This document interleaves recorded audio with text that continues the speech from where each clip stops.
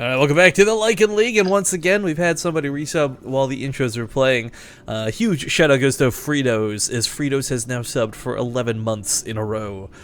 Oh man, all these almost 1 years we're getting today. But welcome back to the Lycan League, again a tournament created by the host and the creator of the late game, Lycan Group. You can find him on Twitter at LycanGTV, and you should absolutely just tweet at him, hey, thanks for the fun tournament, like that. Or maybe be original with it, I don't know, but sincere thanks and gratitude go to him for creating this event. But getting into it, spawning in the bottom left corner on Overgrowth, we have the light blue Protoss, Snovski. In the top right, the pink Protoss, it's Jade. Now we've actually seen quite a bit of Jade. Back in the days of My Insanity, he would do a little bit of Starbow from time to time. He's always been kind of an average Protoss player, but today he's being a cheesy Protoss player. Yes. I like that segue. My question, of course, is what type of cheese it's going to be. Now, we do see the gas come up at home, so it looks to be the Cybercore version of this, not the 2-gate Zealots. But does the Cybercore go at home, or does the Cybercore go on the front lines? Yeah, he's going to go for double gateway Cybernex core. Yeah, I don't know, Zombie. I just feel like if you do this, yes, it's all in already, but if you do like the one Cybercore at home, we see players have a better chance to actually macro out of it if it fails. But Yeah. Jade's not counting on this to fail, and a best of one, he wants to take everything. Best of one cheesers are the best, as in they're the worst, and I would never do that. You know, if I fought a best of one versus any Zerg player, I would go with the Taiga build, I think. The 2-base Hellbat, pull out the SCVs at 8 minute all in. Yeah, we should all do that more.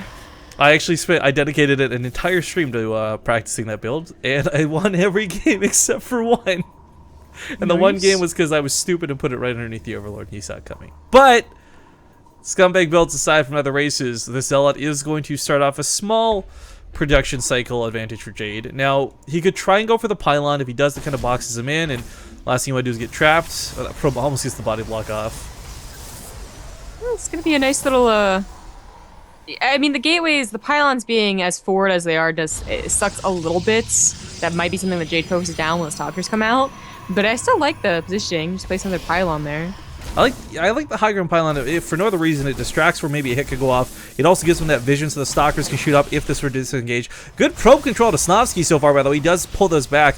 Not sure if they'll live, but 2 stalkers for 2 stalkers, and even Zealot. The only difference is, of course, Snovski's is a little bit badly damaged. Now, if he can get a snipe on this pylon, that is pretty much going to be game. So now the point of contention for Snovski goes, he has to play defense around this pylon. Yeah, it really sucks that Snovski put the pylon in the back as opposed to a second one right next to all the buildings. I mean, that would have been really nice placement and whatnot, but it's interesting to see him choose to match production instead of go for the mothership core. I feel like we so commonly see the overcharge not be the enough response, gas. but yeah, I mean that's the sacrifice, right? You make the sacrifice. Yeah. But both players diving a little bit here. We got some probes starting to get pulled. This is getting quite out of hand, though. If that stalker stays out of combat long enough, the shields will regenerate. And this is looking pretty good for Jade. It's not over just yet. There's still a lot of stalkers for Snovski. He can still fight this out. But if Jade can get up that ramp, and if he can get that pylon down, this game will be his to take. Yeah. He's got so much more damage. It really sucks about the gas. I mean, there's always the give and take, right? If you had another gas, you wouldn't have as much minerals, and there might be still a problem. But because of the gas, no mothership core, but also no warp gate. You know, there's actually not that much of a timer, it seems, on Jade. Well, production cycles are pretty big. That's where we see all the chrono boosts going for both players. But again, this pylon comes into really contention, and he's going to lose it. Now it's 4 stalkers to 3, and that's how it's going to stay for a long time. Yeah. Snovski. Poor Snovski. He's hungover. Well, if you're drinking on a Sunday night, you've already got some problems that they need to be addressed. But congratulations to Jade.